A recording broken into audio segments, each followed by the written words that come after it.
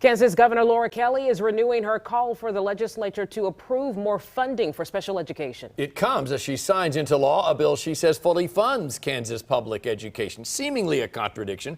Tonight, Fox 4's Jacob Kittelstadt live in Overland Park to explain why under Kansas school finance law, it's not. Jake? Yeah, thinking about this issue, John, trying to figure it all out, it's really enough to make your head hurt trying to figure that all out. But here's a really basic explanation. In the state of Kansas, you have your education funding. That's for K through 12. Then you also have enhanced education funding. That's for special education. That's the amount of money that Governor Laura Kelly is renewing once again, and that is being argued about again. Governor Laura Kelly helps at the ribbon cutting of the new 80,000 square foot Spectrum facility in Overland Park. She says it's a big moment for growth in OP, but one-on-one, she shares concerns for not only local school districts, but districts across the state on the issue of special education funding. I asked the legislature to put in at least another $30 million into this budget, and even though I signed it, I'm still calling on them to go ahead and enhance the funding. By our own statute says we should be at 92% of the costs of that.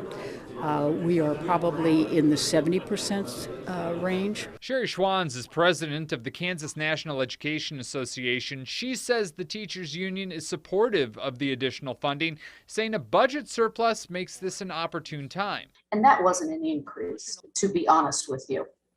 It was moving forward to fill the gap that our local districts had to fill for our special needs students. But 30 million went from 71% to 74%. That's still not funding our students at what SPED should be, which is special education, our most vulnerable students. Governor Kelly is calling on the legislature to appropriate the money when lawmakers return on May 23rd.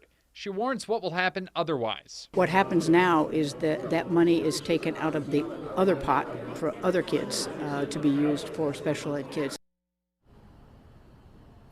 And that means that districts will have to use money out of their general funds to cover that shortfall. We've already heard discussions about that out of districts, for example, in the Shawnee Mission School District. Now, with all that said, no bill has been written for this, and Republicans say there's not a lot of momentum behind this move as they head back into session, Christelle.